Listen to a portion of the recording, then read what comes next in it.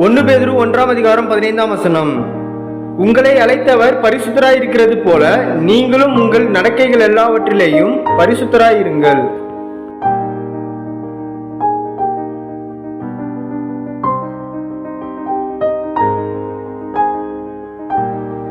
1 Peter chapter 1 verse 15.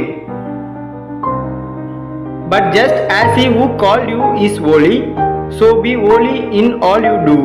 Amen.